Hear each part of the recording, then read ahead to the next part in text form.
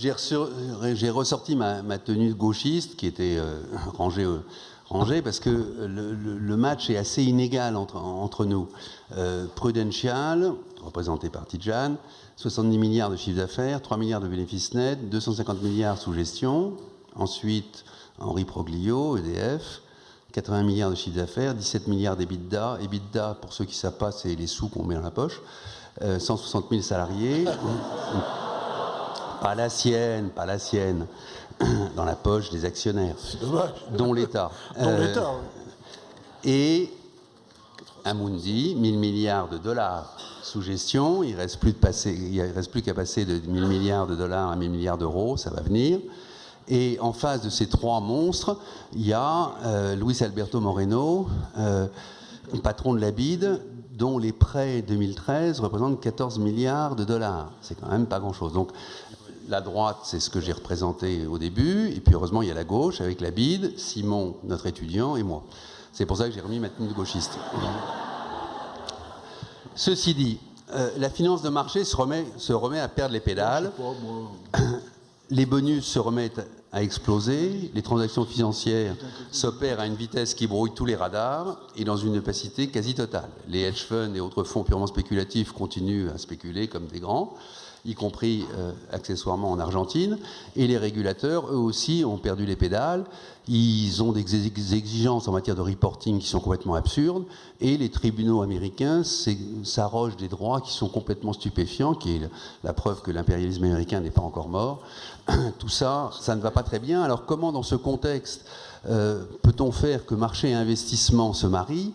C'est quand même pas gagné d'avance. Généralement, pour ceux qui écoutent mes interventions dans le cadre des rencontres d'Aix, vous êtes très nombreux à les réécouter en boucle année après année, je suis en général assez péremptoire, et là, pour une fois, je vais être dubitatif parce que j'en sais rien. Peut-être que ça va marcher, peut-être que ça va marcher. Et comme je suis dubitatif, j'ai 19 questions. Ne vous inquiétez pas, ça va aller vite. Il n'y a que Simon qui est obligé de les écouter parce que c'est lui qui va passer après. Je les ai regroupés tout bêtement dans qui, où, quand, comment, pourquoi et pour qui.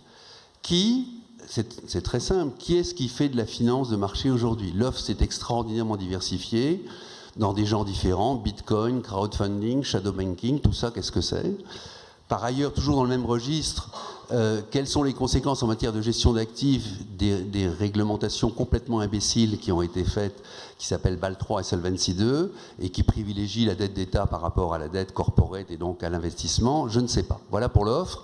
Pour la demande, comment faire revenir en bourse les investisseurs particuliers qui ont complètement déserté la bourse? C'est une vraie question, ça mérite qu'on y réfléchisse. Voilà pour le qui. Maintenant pour le où.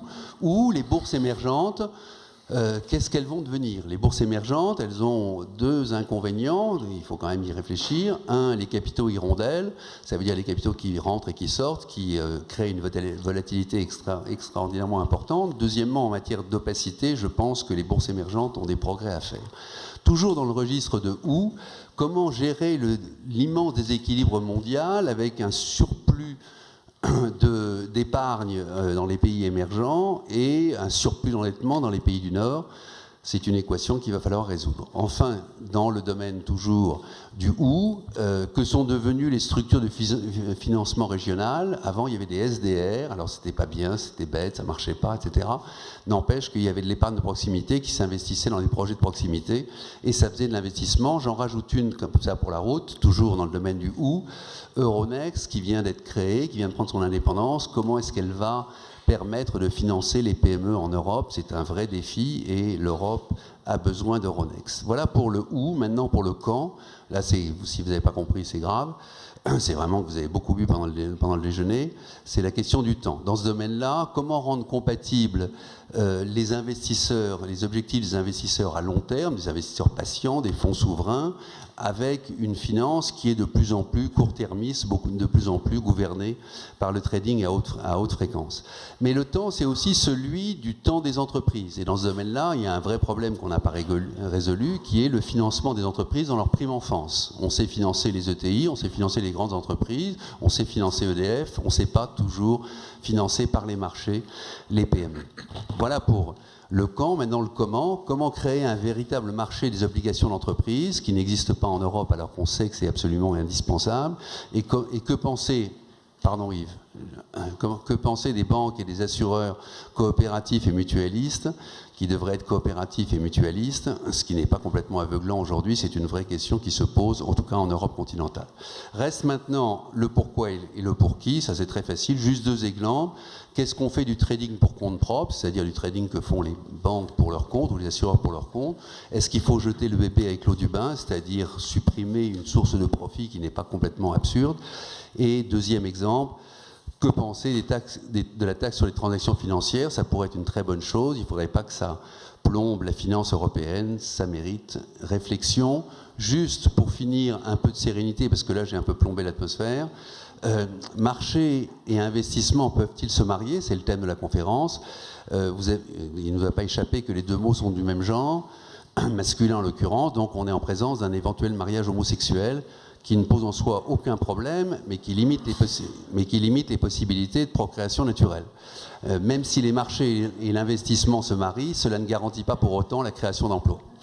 Par ailleurs, le caractère des 2 époux potentiels sont extrêmement différents, voire contradictoires. Les marchés sont séduisants, vifs, volatiles et parfois versatiles, alors que l'investissement a besoin pour s'épanouir de tranquillité, de prévisibilité et de calme. Supposons toutefois que ce mariage de l'eau et du feu soit possible. Quels sont les récifs sur lesquels une telle union pourrait se briser? La période du coup de foudre, c'est en gros les années 80, et les fiançailles, c'est les années 90, c'est passé. Le mariage a été prononcé au tournant de ce siècle, et c'est donc là, comme toujours, que les ennuis ont commencé. Après quelques années idylliques, le cap fatidique des 7 ans, je parle pour ceux qui sont mariés, les 7 ans de mariage, doit aujourd'hui être franchi. Les tentations d'aventure extra-conjugales se sont multipliées, et les pulsions échangistes destinées à pimenter la vie du couple se sont intensifiées.